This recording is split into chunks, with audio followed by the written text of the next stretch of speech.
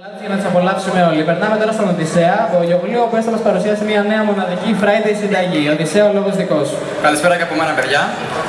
Σήμερα μαζί θα δούμε mushroom πένα. Και τα υλικά που θα χρειαστούμε είναι σκορδοβούτυρο, ηλιέλαιο, μανιτάρι σαμπιγιόν, μανιτάρι πορτομπέλο, πράσο, σκόρδο φρέσκο, πιπέρι, μαϊντανό.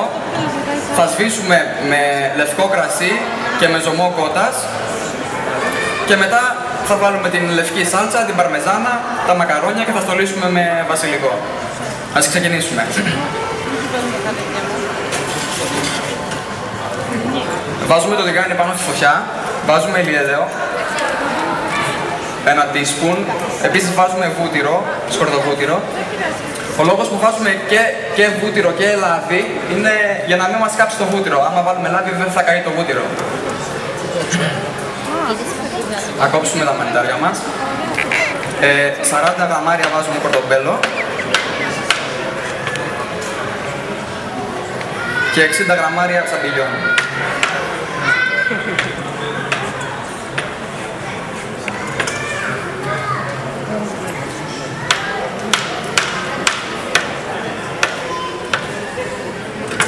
Περιμένουμε λίγο να κάψει.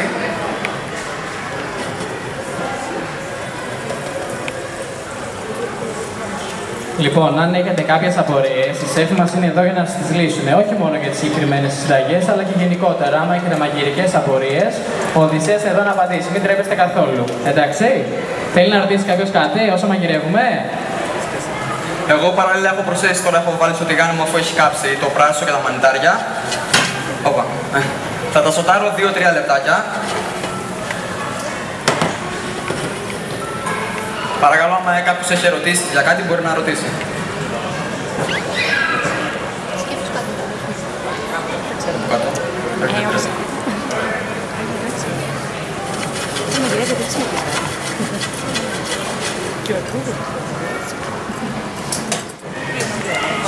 Ναι. Προσθέτω και το σκόρδο και λίγο πιπέρι. Το σκόρδο το πρόσθεσα τώρα για να μην μας καεί. Θέλει λίγο χρόνο. Σβήνω εγώ τώρα με το κρασί και το ζωμό. 90 ml βάζω από ζωμό και 60 γραμμάρια λευκό κρασί. Και θα αφήσω τώρα να βράσει αυτό σιγά σιγά, να απορροφήσει όλα τα υγρά. Και ο λόγος που θέλουμε να απορροφήσει όλα τα υγρά είναι γιατί άμα μείνει το κρασί μπορεί να μας πικρίσει. Σε αυτό το σημείο, καθώς απορροφάει τα υγρά, προσθέτουμε και το μαϊντανό. Ένα κουταλάκι της σούπας, ένα tablespoon, δηλαδή 15 γραμμάρια.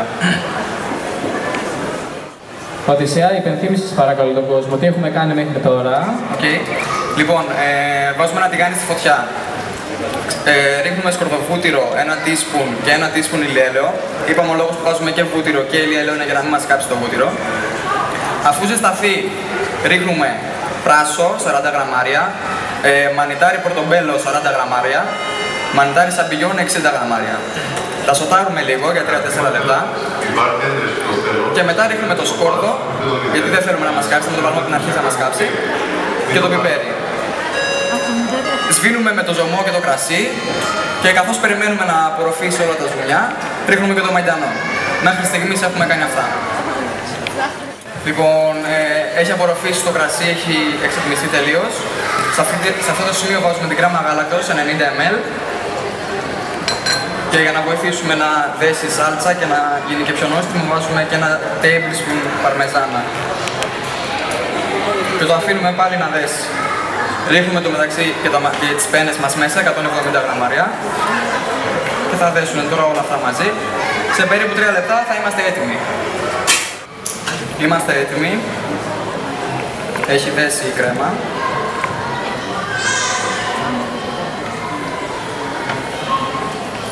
Και τώρα γαρνίρουμε με λίγο μαϊντανό.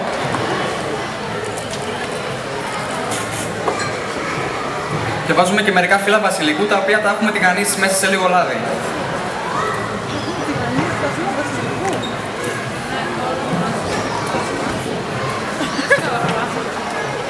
Ειρήνη, το κοτόπουλο είναι πολύ καλή ιδέα. Κοίτα, αλλά δεν είναι δύσκολο. Τι είναι τελικά, κοίτα. Και το πιάτο μας είναι έτοιμο. Γιάννη, θες να το δείξεις στον κόσμο?